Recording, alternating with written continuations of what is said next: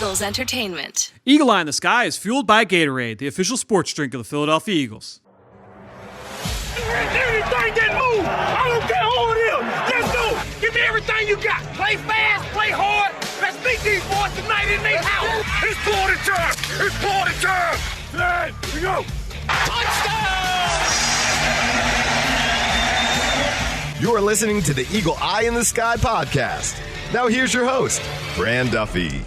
That's Rid of the Week, and Week 1 is in the books as the Eagle Eye in the Sky podcast, fueled by Gatorade, continues. I'm Fran Duffy, and as always, I think we've got a great show for you here on episode number 269. At the top of this week's show, we've got Chalk Talk, where I chat with Greg Cosell about the Eagles and their Week 1 battle against the Washington football team. Obviously, a disappointing start for the Eagles going into this year, right? They cough up the lead. They go up 17-0 in the first half. Washington bounces back with 27 unanswered points. We will talk about the good, the bad, what they can improve on going into Week 2. We're going to talk about all of that with Greg, and we're going to preview the Week 2 opponent in the Los Angeles Rams. They beat the Dallas Cowboys on Sunday Night Football, so they start off 1-0, but we'll talk all about that matchup once we get to our conversation with Greg. Before we get into the show, I hope you guys all enjoyed last week's extra episode with Ben Fennell, with Vinny Curry. Not only will Ben join me every single week here on the show, but he's also my co-host twice a week over on the Journey to the Draft podcast driven by AAA. Make sure you go subscribe to that show wherever podcasts can be found. But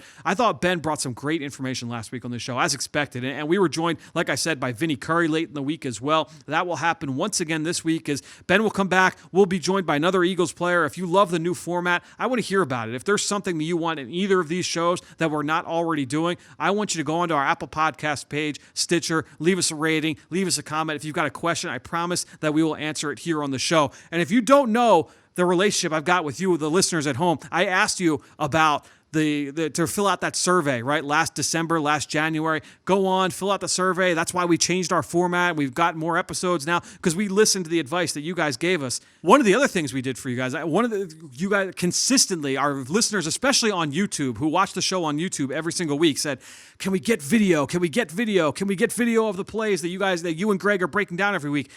Obviously, in the current COVID-19 platform, we can't necessarily we're limited staffing. We can't turn around video every week for the podcast so you can get it on Monday nights or Tuesday mornings. Can't do that with this current staffing. But what we have done is I've created now an avenue where you can go and watch those plays on YouTube. So if you go onto YouTube, you can go search for Eagle Eye in the Sky on the Eagles YouTube page. And I have gone through all of the plays that Greg and I are going to talk about tonight. They're all right there. All the plays that I cover as well on my Twitter page on at EaglesXOs.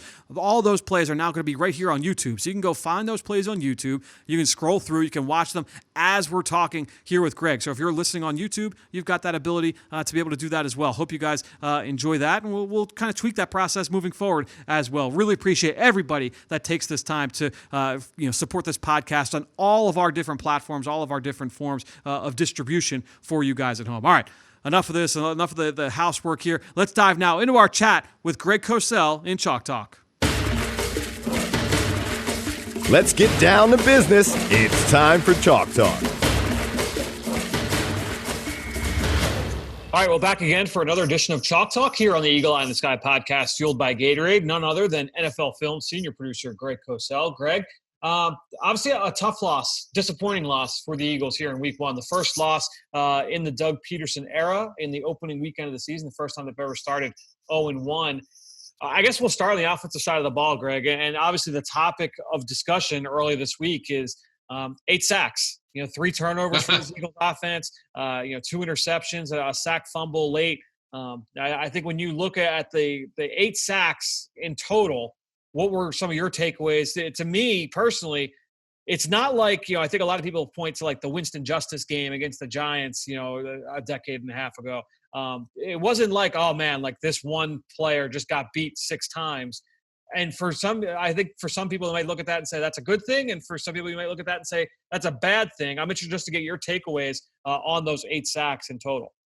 Well, as you know, as in most things like that, there's never one reason.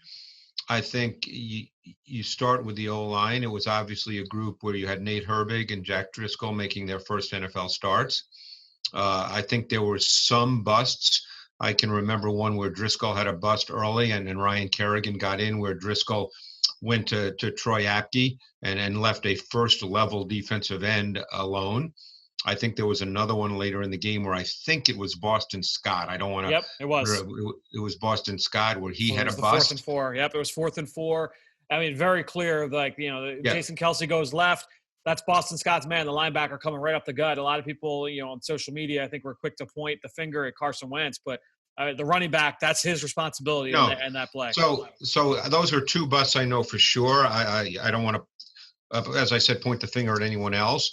I think there were other plays where you have to look at Carson Wentz and say that he held the ball too long. One of the positives and negatives about Carson Wentz is he can make spectacular plays, so he has a sort of a hero ball mentality. And I think there are times where the game situation demands that you can't get sacked. And the one that really stands out, of course, is the 13-yard sack that essentially took them out of field goal range when they had just had a really nice drive after the Redskins, I believe, had made it 17-14. And it was 3rd down. And, that's a play where, yes, no one was clearly open when you look at the tape, but you can't take a sack there. So I think there's a number of reasons for the 8 sacks. Clearly, the Redskins felt as the game progressed, Fran, and you watched the tape as well, they increased their blitz frequency. They started to do 2 things. They had more sub-nickel versus the Eagles' 12 personnel, and they increased their blitz frequency. And that made perfect sense given, the Eagles' offensive line makeup and the fact that they were struggling, whether it was struggling to protect or whether Carson Wentz was holding the ball at times too long.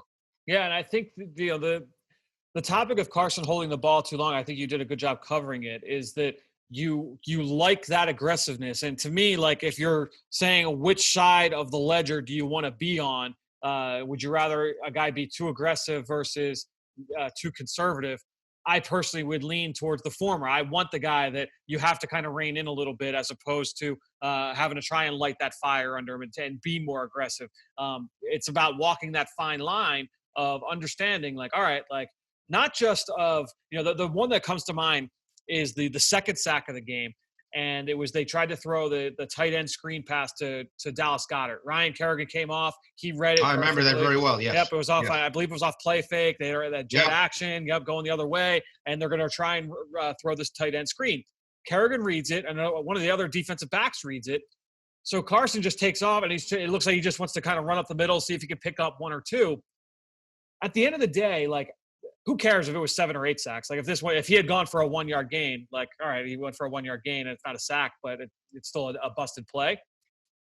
It's more about just like saving yourself, right? Like, it's more about like just protecting yourself from that. I believe it was Dan Orlovsky had mentioned on social media, that was a similar play to that he got hurt on with Jadeveon Clowney when he took that shot at him in the playoff game. Yes. And I think it's really just about, having that understanding on a couple of those, because not all of them, I would say, man, Carson was holding it too long. It's those couple, it's the 2 or 3 where you're looking at it, you're like, man, like, all right, understand that live to play another play. If it's second and 10, all right, we'll live with 3rd and 10. Don't worry about trying to move the sticks on this one. And that's, I guess, part of his continued evolution.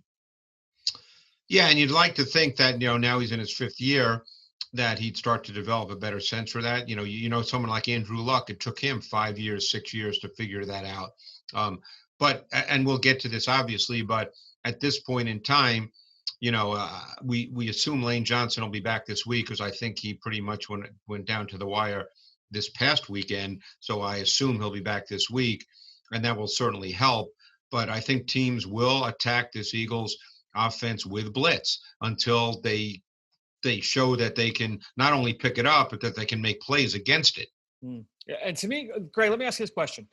I was, who was the piece? It was Chris Wessling. Chris Wessling, who does a great job for NFL.com. He put out a list of, how he ranks the quarterbacks in the NFL. And I know how much you love lists, but I was looking at the list and just one thing that stood out to me was, I believe it was 8 of the top 10 and might have been 9 of the top 11 quarterbacks I would kind of put into a bucket, and Carson's one of them, of the guys that can run around, make plays outside of structure, can put the team on their back and make those plays. how do you, when you watch them, because, I know after studying Russell Wilson over the years, studying Deshaun Watson since he's been in the league, studying Patrick Mahomes, and all these guys have varying levels of success and, what they've done in the league so far.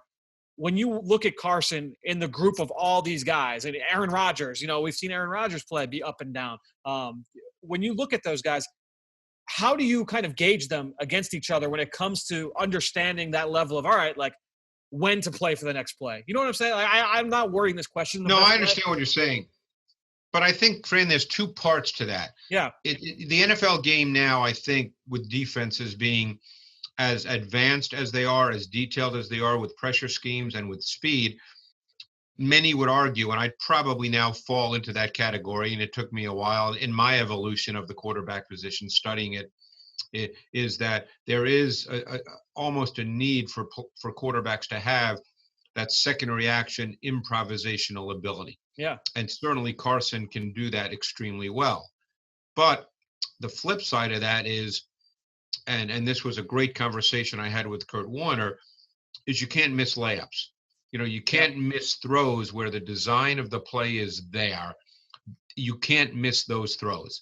And I think that we saw Carson this weekend miss too many of those. Now, I think he's always had a little bit of that tendency. This past Sunday probably was an extreme example, and hopefully it was just one of those games that got away from him and he missed a few too many. As I said, he may always miss a few. That just may be the style of quarterback he is, and you can live with a few because he can do special things. But you just can't miss layups in this league because you don't get a lot of them. Right. And that's the thing I just find to be interesting is, when you look at the landscape of the quarterback position right now and the quarterbacks, the young quarterbacks that are coming in and having that level of success, I feel have that similar kind of profile. It's going to be it's so much fun to be able to watch all these guys develop. Because I remember just watching Russell Wilson, and we ended up, the Eagles played Seattle a handful of times early in his career, and watching him over the years trying to develop and think like, man, like, he still is playing this way, and they're still having success. And like, when is he going to hit that wall? When is he going to hit that? And he's going to have those bad games, but understanding like, he's going to make those big plays for you. And I think Deshaun Watson, and to me, I think it's too, a lot of like media and fans, like they'll see the highlights, right? They'll see the clips that go viral on Twitter. They don't watch throw after throw, snap after snap like you do on a weekly basis. So you get to see like, these are the rise, the good stuff and the bad stuff with all of these guys. All of them have their moments. And I would argue, and I know this will probably be viewed as a bold take, but I would argue that Deshaun Watson is a very inconsistent player. He is, he's a spectacular player, but he's very inconsistent. I think what separates Russell Wilson, and most people when they think of Russell Wilson think of those outside of structured plays, but he is a precisely accurate passer. Right. His ball placement is outstanding. So when he does make throws from the pocket, I mean, this past weekend, he was 31 for 35, and one of them was a defined drop by DK Metcalf. So he should have been 32 for 35. Wilson he doesn't miss layups.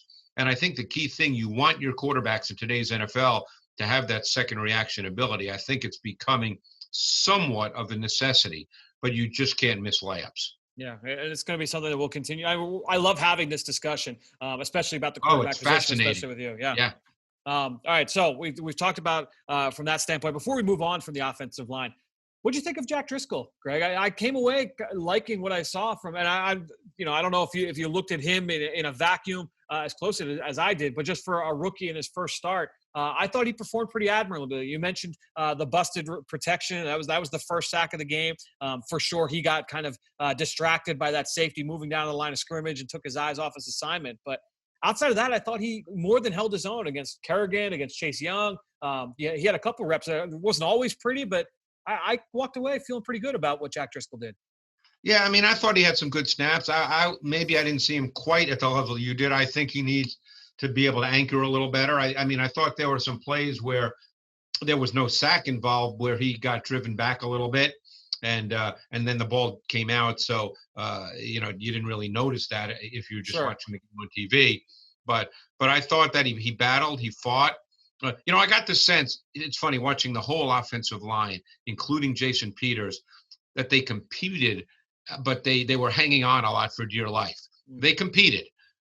And this is one of the best defensive lines with Washington that they might play all season.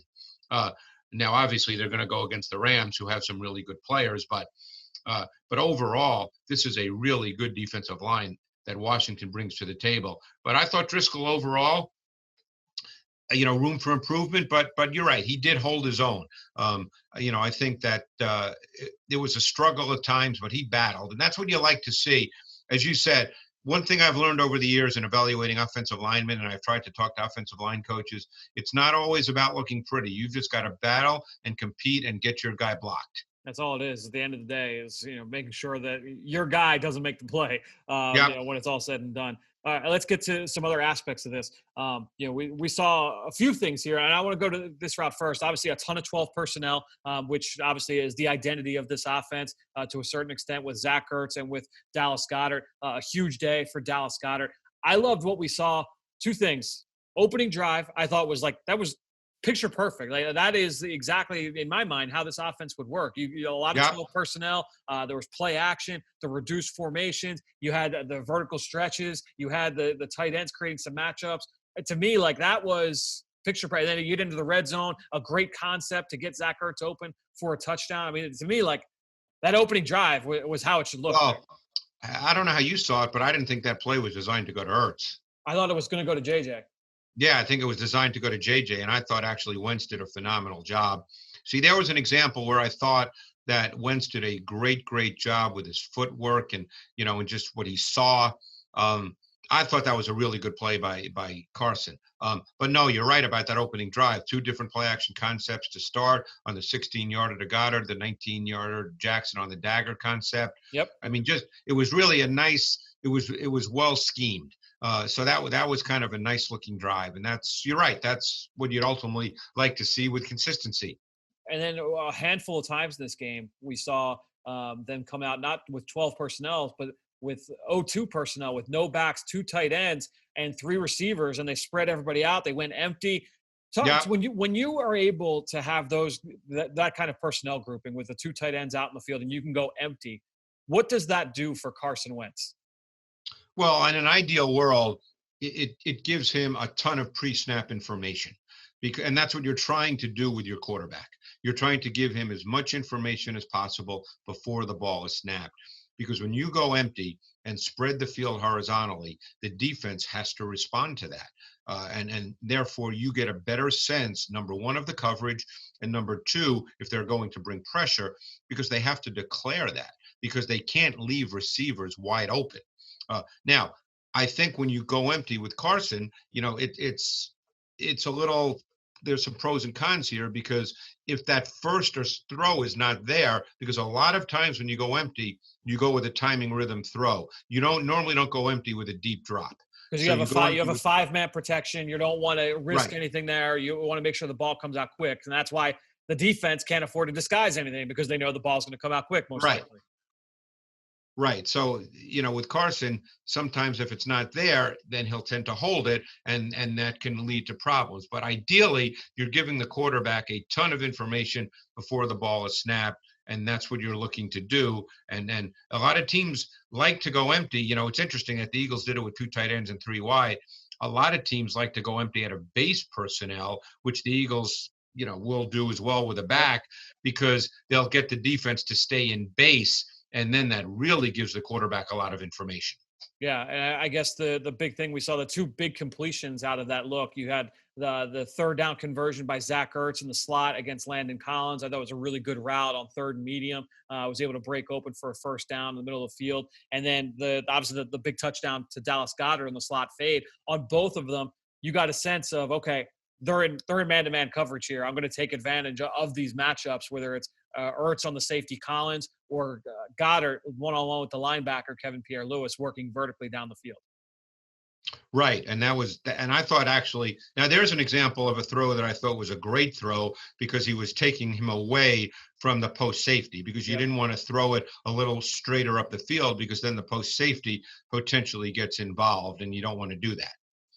Exactly. And to me, the other big part of that is when you're looking at the way that those plays are constructed, more often than not, you're going to see a man beater on one side and a zone beater on the other. So when you talk about Carson getting information pre-snap, if he sees, okay, they're queuing zone, I know I'm going to start on this side. If he gets a cue that they're working man, then I'm going to work on this side of the field. And it's all determined by what the defense shows. And, that's one of the huge benefits of playing in empty sets. No question. And then obviously the slot fade versus the linebacker was a classic case of just, Pierre Lewis was the linebacker. That was the man route. And you like that. It was interesting. Yep. It was interesting what the Redskins did, because they treated, when Ertz and Goddard were on the field together and they played man, they treated Ertz as tight end 1 because they either had Collins or a corner on him. Sometimes it was Moreau, and they treated Goddard as tight end 2 because they put a linebacker on him, whether it was Pierre Lewis or Bostic. Yeah, that's hard to not argue with the Eagles making Goddard such a big part, having that level of production in that game for that reason. What do you think of Jalen Reagor in his debut, Greg? Obviously, he had the big 55-yarder, and that's a lot of what we saw from him at TCU, doing a lot of exactly that.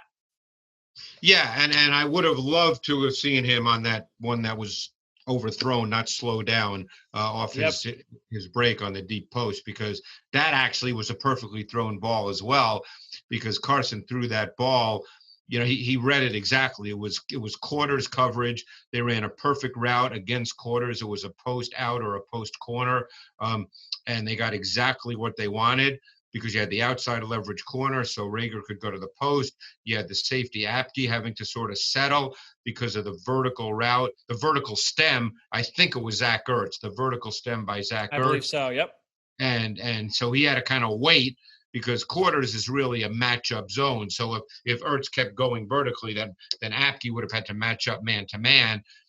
So Apke kind of got caught in no man's land, but only Reagor could tell you why he slowed down. Maybe when they practiced it, they thought the ball would go to Ertz, and Reagor just thought, okay, I'm not getting the ball. But the way it played out, the ball was correctly thrown to Reagor, and he slowed down. And it was a shame, because it was actually, watching the game on TV, you thought that Carson overthrew it, but watching the tape, he didn't overthrow it. He actually made a perfect throw. Yeah, it was certainly one of those plays where you'd say, all right, and it's good. You're going to see that from young players. We talked about it earlier with Driscoll. You get the example of what he can do. You see that 55-yarder where, he really attacks the technique of Ronald Darby and gets him to stutter his feet, and then gets that late separation down the field. Yeah. The ball tracking ability. Everything about that was picture perfect.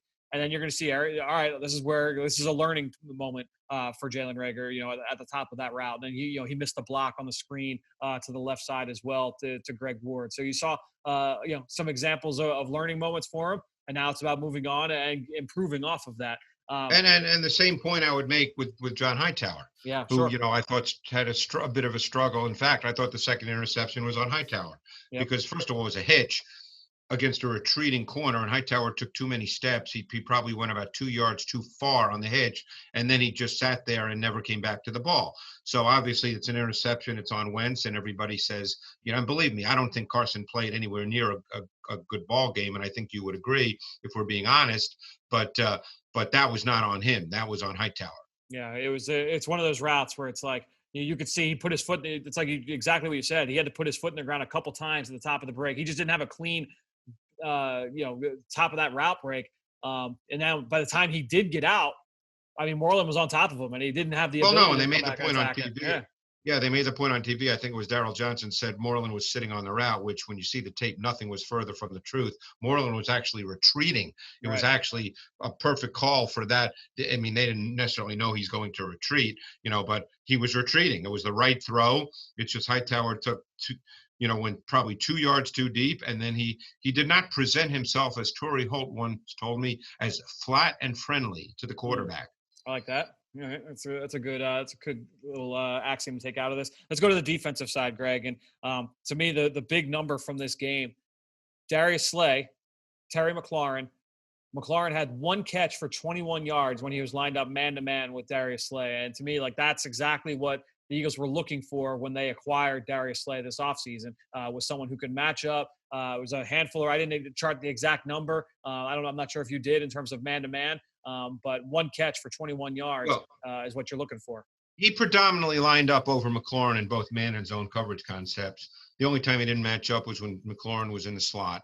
And there was a wide receiver outside of McLaurin. There were a couple of times he matched up to him when there was a running back or a tight end outside of him, but that's a different scenario. Right. I thought the Eagles played, a mix of man and zone. Slay played a lot of off coverage. I maybe you recall, I don't recall a ton of press man. I mean, I thought don't there were a few where it was just Slay in press man and everybody else seemed a little bit backed off. Yeah. And then you could well be right. But it did not strike me as a press man game for the Eagles as a whole. I felt like they played a lot of off coverage. In fact, I thought their whole approach was really built on a 4-man D-line rush, playing coverage behind it. Yeah. And like I said, I wasn't charting each coverage snap. I didn't get the sense that there was one coverage, either man or zone, that was a high percentage extreme. I know you and I spoke before the podcast, and you felt they did play a good amount of man, but like I said, I didn't think it was like 80 or 90% man. Maybe it was 60% man and 40% zone, because I did think they played a good amount of zone as well. Yeah.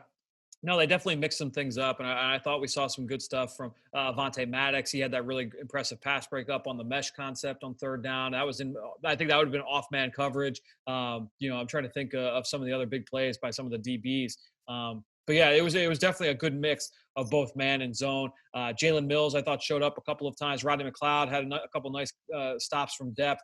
You go to the linebacker level, I thought that Duke Riley and Nate Gary both flashed good moments coming downhill in the run game. Washington only averaged 2.2 a carry. So, Eagles continue to take care of business with opposing rushing attacks.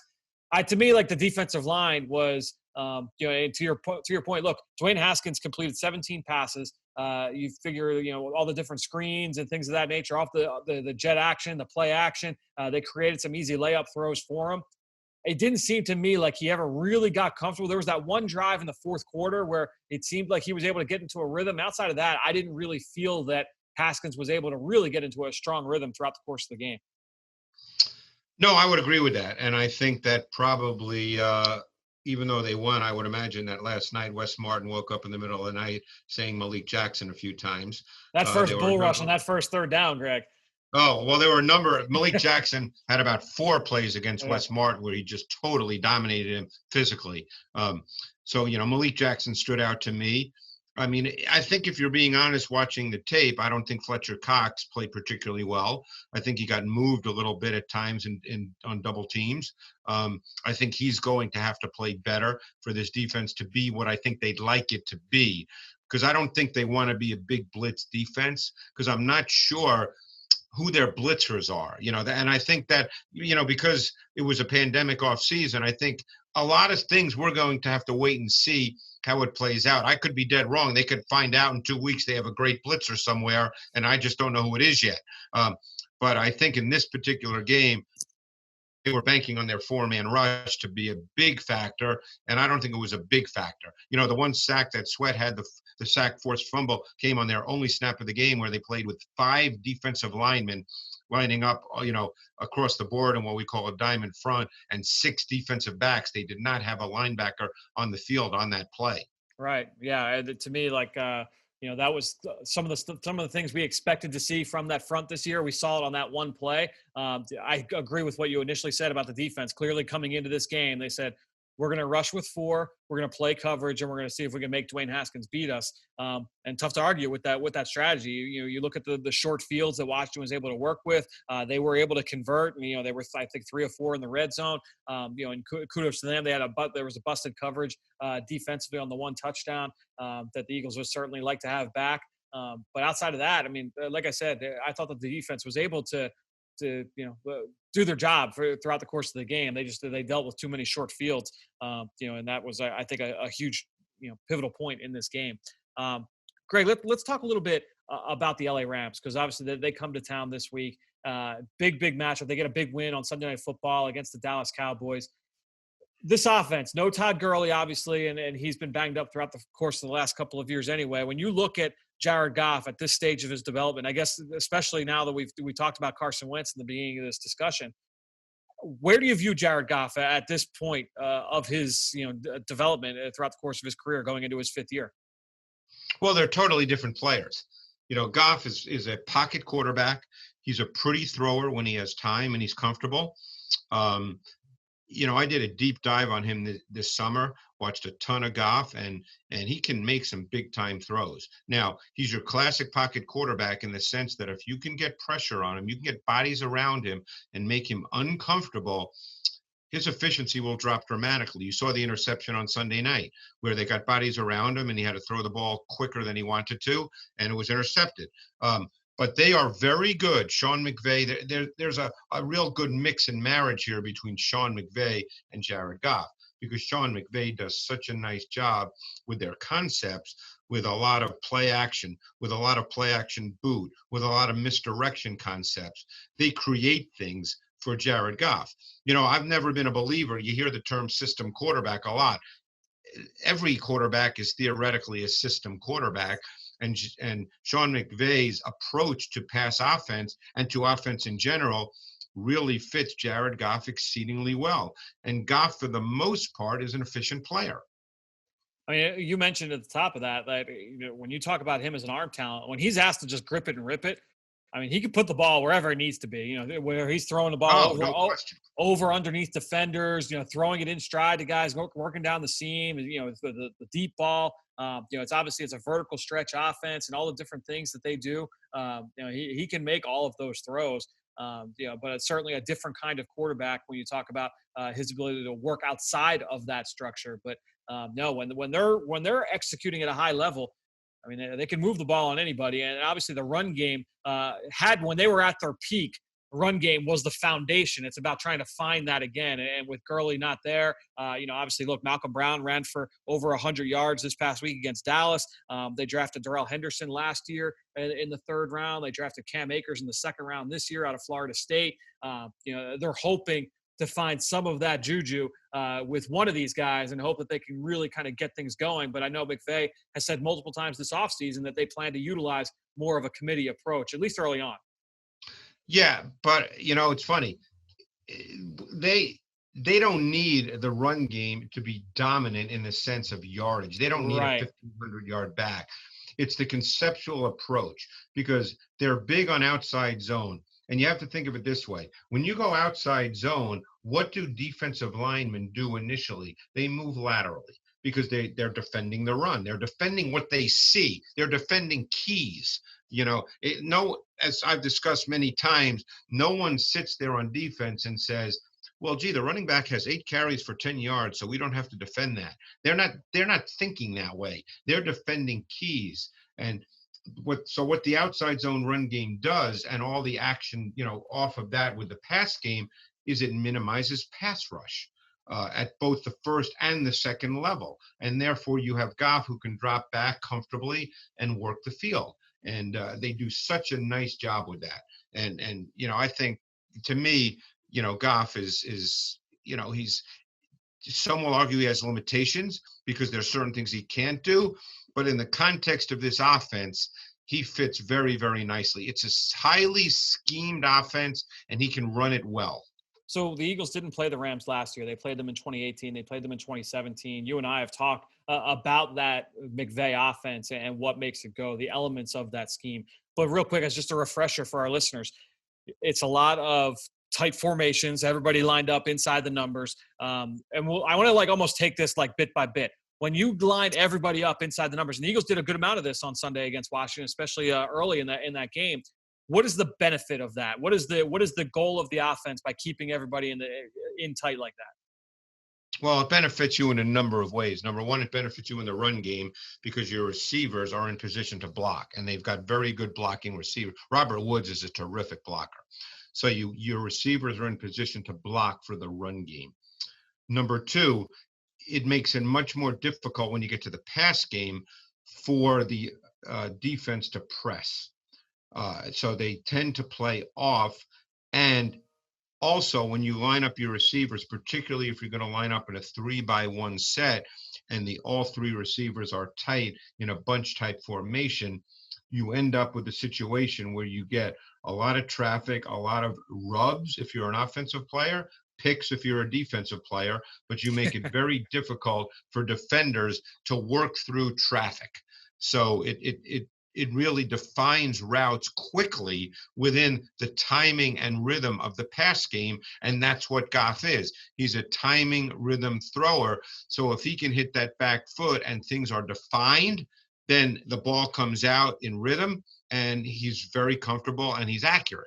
So, it works. All these reduced splits work really effectively in both the run game and the pass game.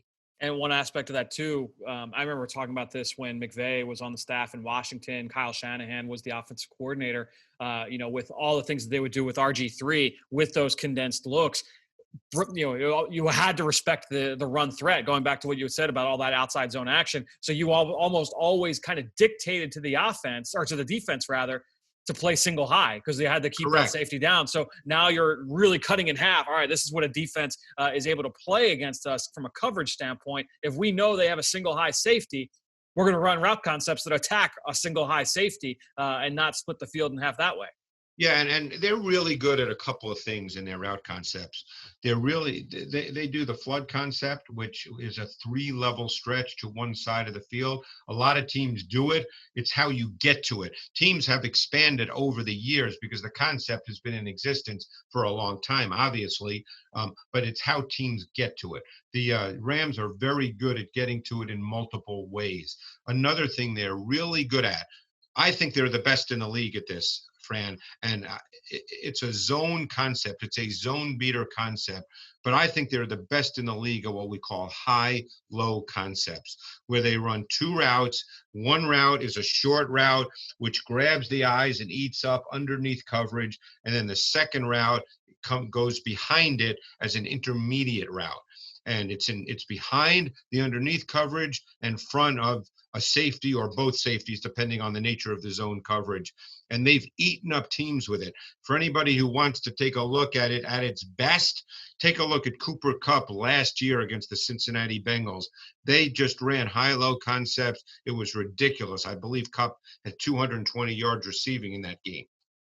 Yeah, it's certainly one of the huge staples of that offense and the foundation. And when you're a big-time zone defense against that team, you have to be alert for all of those different high-low concepts. The one that they ran with I believe it was Robert Woods who ended up catching it the other night against Dallas. Yes, there was a high-low against Dallas. Collinsworth talked about it. He didn't use the term high-low, but that's exactly what it was. Yeah.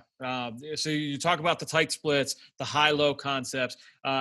Jet action. There's so much talk about jet sweep action and that's a huge state. I know that's something that McVay uses a lot of. What is the benefit of jet sweep action? Which, by the way, they also hand it to the jet. I would say more often than most teams, but I don't have that. I don't have that down. But that's anecdotally. It seems like they give the ball on the jet a little bit more often. Yeah. I mean, look, it's all part, again, of creating misdirection, deception. You're grabbing the eyes of defenders. In this league, you take one step the wrong way and you could be out of position. So it's all part of that. So much of the NFL now, and the Rams certainly do this almost as well as any team, so much of the NFL now offensively, and maybe it's college, the influence of college, maybe it's just the evolution of offense, but so much of it now has to do with misdirection and deception. Years and years ago, everybody just spoke about execution. And obviously you still speak about execution, but misdirection and deception is so much a part of offensive football now. And the Rams are very, very good at it with base concepts. Yeah, that is certainly one of the things that they do at a very high level. Screen game, another big thing, I think, Yes. Especially the receiver screen game. Something I know you'll be talking about this week on Eagles game plan. It's not just to the backs, though. Like we said, it's Cooper Kupp, Robert Woods. Get the ball in those guys' hands as fast as possible. And I'm sure you took a look at some of their offense from last year, but down the stretch. By the way, on the stretch from weeks 13 to 17 last year, the only team that played with 2 tight ends more than the Eagles was the Rams. And a lot of people are not aware of that because everybody thinks about the Rams as what we call 11 personnel, meaning 3 wide receivers. I did not chart their game this week, so I don't know what their breakdown was of 3 wide versus 2 tight.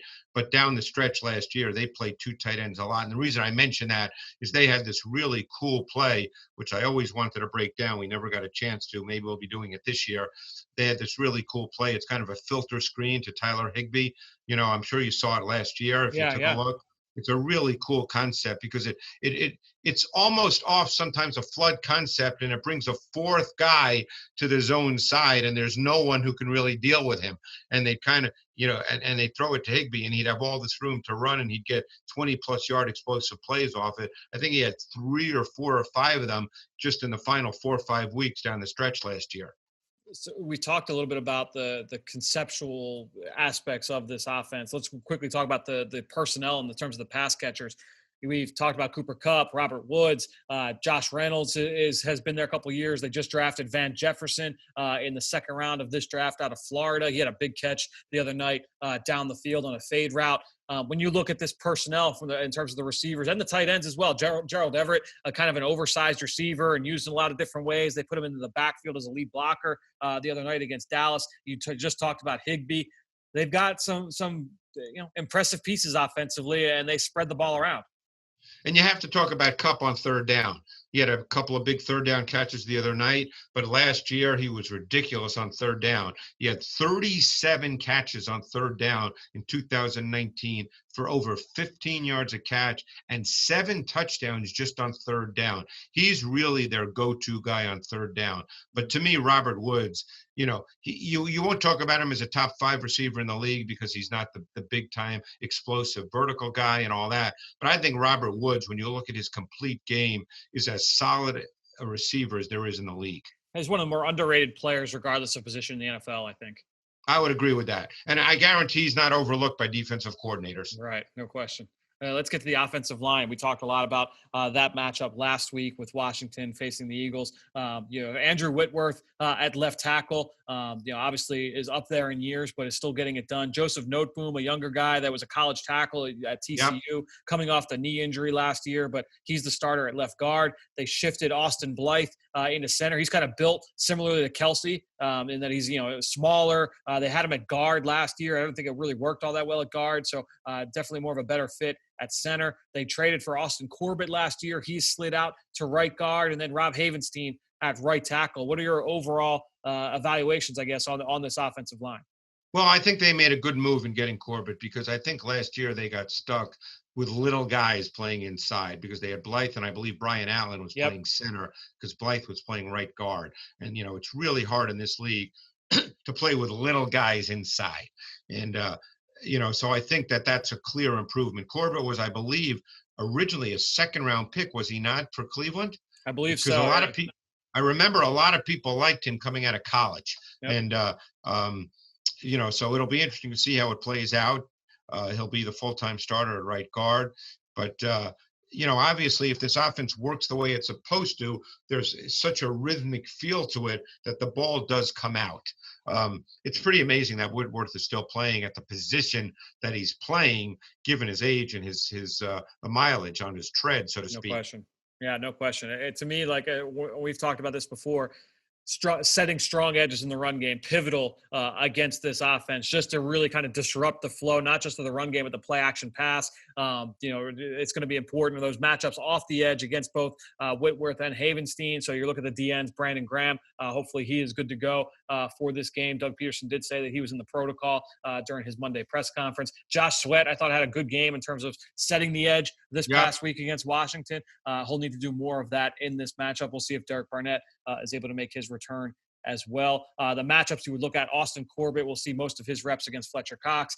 Joseph Noteboom will see most of his reps against Malik Jackson. So we'll see about Javon Hargrave and his return as well. But it would not surprise me to see Jackson play a lot of significant one technique this week because I think you might want him on Austin Blythe at times as well. I think that's a bit of a matchup that favors the Eagles. Yeah, that would be certainly something to watch. We'll see if they do a little bit more of that 5-over-5 this week, in this matchup. Greg, they've got a new defensive scheme. Wade Phillips is out. Brandon Staley is in. Young guy, comes from the Vic Fangio tree. They've hyped up a lot of the how important versatility is in that scheme. Tell us about Vic Fangio and just what are the staples of that defensive scheme? How is he profiled going not just now in Denver, but Chicago, San Francisco, and everywhere he's been? Well, I think with Vic, one of the things you always look at, and sometimes it's hard when you're watching tape to figure it out, is just what he does with his safeties. Because his safeties, what they do pre-snap and then post-snap, can be a difficult read. I think that's a real critical piece to what he does. Now, we don't know for sure what Brandon Staley will do. I will say this, in just watching week 1 against the Cowboys, I thought they were very multiple in a lot of the things they did up front. I thought they had those bare front looks where they had a 5 across. Then they went to a lot of 4-man D-line rushes. They did those tilted fronts where you have, and they did this out of dime, where you had 3 defensive linemen to one side of the center. You had a wide 9 end opposite the 3 to one side of the center. You had the linebacker Micah Kaiser, kind of a wild card, moving all around.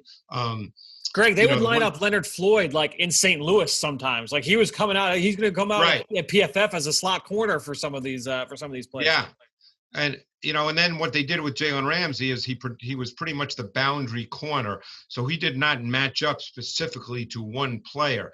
He was the boundary corner. As the game progressed against Dallas, he played a lot more press man. What they did a lot with him as the game progressed is it was almost like the Revis coverage where he literally played 0 man, and they gave them a ton more options with what they did with the rest of their defense and the rest of their secondary. So, I thought it was kind of a fun watch because they did a lot of different things. And then, of course, you have Aaron Donald, and he's pretty good. I mean, he's one of those guys that playing along the defensive line, it's hard to find. And I talked about this with Matt Burke in the summer, the Eagles defensive line coach, in the coach's masterclass segment I did. You're always looking for linemen that are able to execute pass rush moves, use their hands while still gaining a lot of ground with their feet. And it seems like Aaron Donald is as good as anybody in that arena. He is always gaining ground, and his hands are so quick and so violent. You can't get a beat on him. Right. No, he's got kind of almost, he makes it look easy, like he has a great arm over move, and it just happens so quickly that sometimes it doesn't seem like you even see it.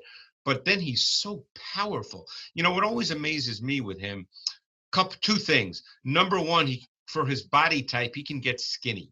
And number 2, his ability, after he beats one guy, because often he's double teamed, so sometimes he'll beat a guard and then the center might be there, or he'll beat a guard and then a back is coming to help out, is the power he's able to generate with almost no velocity and momentum, just sheer power. And like I said, when he does that against a center, that's against a guy who might weigh 300 pounds, but he can just generate so much power in such a small amount of space. One thing I'll be interested in when you talk about this matchup with Aaron Donald against this offensive line, last week, it's not like when you look at Washington where it's like, oh man, you've got to handle this guy. Like, I think you've got enough talent that's widespread across the board there. It's not like you'd have to take care of one guy. With the Rams, they've got some other good players along that front, but obviously Aaron Donald, he's the game wrecker. So, with how they've moved him around this past week in Dallas, what they did with him in years past as well with Wade Phillips, it makes it tough to kind of load. You got to figure all that out pre-snap in terms of how you're going to adjust your protection, figure out how you're going to account for him, slides, chips, those different kinds of things to try and make sure it's tougher to do that with an interior guy than with a pure edge rusher. Well, and if Nate Herbig is at right guard again, I would expect you're going to see that tilted front to that side of the Eagles offensive line, because even if Lane Johnson's back, you're going to want to make Herbig have to think through all that and react to it, because normally when you're lined up with that tilted front with 3 to one side of the center, you almost always get some kind of stun concept to that side. And I think, they'll make Herbig have to deal with that. And it's a tough deal. It's a tough assignment. And not only, look, as we've talked about, Donald could be part of the 3 men to one side, or he could be the wide 9 defensive end. He's that good. He can line up as a wide 9 defensive end pass rusher. Yeah, he got snaps outside the tackle the other night against Dallas, and there's good shots of him doing it in 2019 as well. He's just got that level of versatility. The team acquired a couple guys in that front seven this offseason. They went and signed Ashawn Robinson away from Detroit. He is injured. He's on NFI, so he is not going to play in this game. They went and acquired Leonard Floyd to replace Dante Fowler, who they lost in free agency. They lost a lot in free agency, to be honest. You lose Corey Littleton, who was a good player at linebacker. They lost Eric Weddle, who they're replacing with some young guys, namely Taylor Rapp on the back end.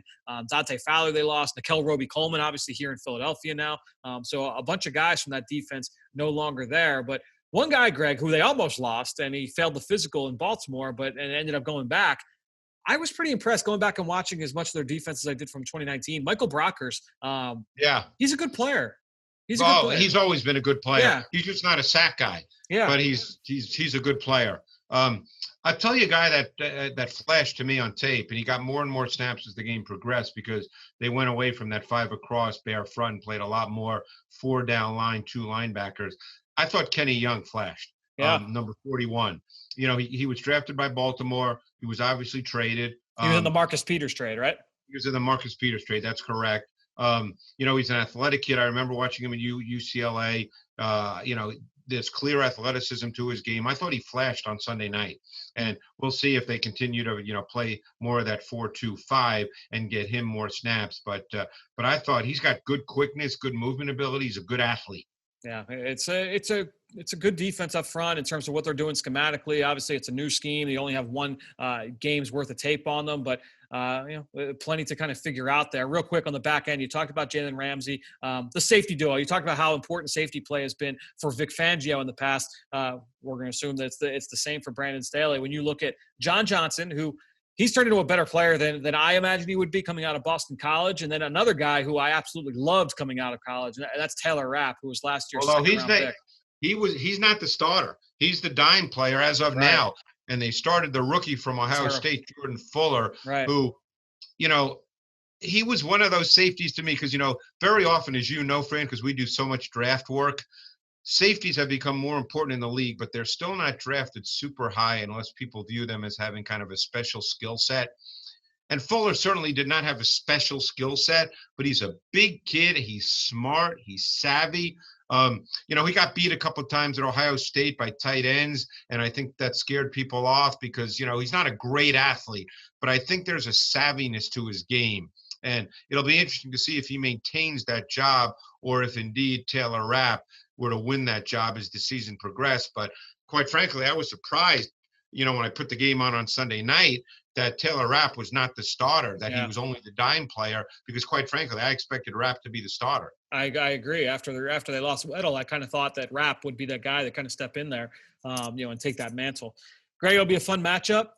Appreciate the time here joining us once again on the Eagle Eye in the Sky podcast fueled by Gatorade. We will talk to you again next week. Do we need to throw out week 2 that it's a must-win, Fran, or are we too early for that? I mean, you're the only person that has said that on this podcast, so I'm going to throw it out, yes.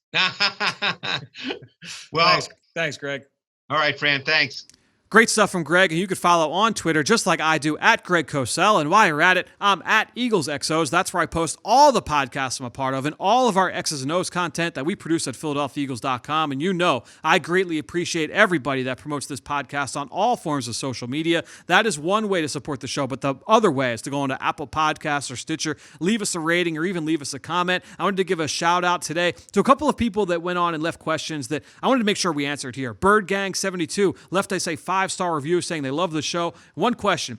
If iron sharpens iron, what is the purpose of ones facing the twos in training camp? Wouldn't ones versus ones be more beneficial to the starters? And obviously, we're out of training camp at this point, but I thought I want to answer this question. It's a good question, Bird Gang. It depends on the period, really. If you're going to go full scrimmage, and if you're going, that's where you're typically going to go good versus good. You also might flip it and go twos versus ones because you want to see what your twos, your backups, look like going up against your first team. So that's one benefit of it. Then obviously there are the days where we call them the 10-10-10 practices where they're essentially like a hyper walkthrough. It's set up for the offense in one period to have success, then the next period for the defense to have success. So you're going to have your backups working against your starters to serve basically as a look team in that instance. So, yeah, when they're going just a regular, hey, we're going to go 7-on-7, the starters are going to be going off on both sides of the football. But when it's a period where maybe you want to kind of switch things up and you want to take a look at the backups against the starters, you might do that there. Or if it's kind of a look period, a scouting period, then you might say, okay, or a self-evaluation period, I should say, that's where you're going to look and see, let's get the backups in there against the starters and give us a good look for what exactly we're hoping to accomplish on the field that day. So good question there from Bird Gang. One more question here from Treasy R. Left a 5-star review saying they love the podcast. Seeing as how often the Eagles use a third safety as a do-it-all role on defense, and assuming that Jalen Mills and Rodney McLeod are the starters, who is more likely to take those snaps, Will Parks or Kayvon Wallace? And obviously this was before Will Parks' injury. The one guy that seems to have taken a lot of those snaps was Marcus Epps, who took a lot of those snaps on Sunday against Washington. Remember, he was acquired on waivers from the Minnesota Vikings last year when the Eagles released Andrew Sendejo. He went back to Minnesota. Minnesota waived Marcus Epps. Marcus Epps ended up here. So essentially it was a trade for Andrew Sendejo, but a young safety, rangy, good athlete, had a nice summer. He was banged up a little bit, but Marcus Epps got a lot of reps with the sub package this past week against Washington. Kayvon Wallace, he had a nice summer as well, but whenever you're talking about a rookie, playing the safety spot, it's always a little bit of a transition. It takes a little bit of time. So even though Kayvon was around the football a lot over the course of the fall or over the course of the summer, you want to give those guys as much time as possible. Don't throw them into the fire, especially playing at the safety spot. Jim Schwartz talked about that in press conferences as well. When you're talking about linebacker and safety in particular, the guys that are playing in the middle of the field, you would say you want to give those guys as much time as possible. So thanks so much to BirdGang72, Treasy R, and all of you out there. Just a real quick reminder. Look, we've got our new in-season podcast schedule here on Eagles Entertainment. I told you that the Eagle Eye in the Sky podcast, we're now twice a week. I told you that we'll be back later this week once again with Ben Fennell. You can catch Ben and I twice a week as well over on the Journey to the Draft podcast, driven by AAA. That's going to be released every Tuesday and Thursday in season. The Eagles Insider podcast with Dave Spadaro, that's going to go back to being 3 times a week. Hopefully you caught the post-game show this week with Dave. He's going to have sound from players, from coaches, so make sure you want to subscribe to the Eagles Insider podcast wherever podcasts can be found. And then lastly, there's the Eagles Update channel, which you can subscribe to as well wherever podcasts can be found. Those are going to be short kind of news updates that you can start your day with, you can end your day with each and every day, starting Monday through Saturday. You can find all of those, again, wherever you find your podcasts, all of those podcasts are going to be there. So special thanks to Greg Cosell and all of you out there for your continued support of this show and all the rest of our podcast offerings on PhiladelphiaEagles.com. All that being said, I think that'll do it. Another show in the books here on the Eagle Eye in the Sky podcast, fueled by Gatorade. For everybody here at the Duffy House, I am Fran Duffy. We will talk to you later this week.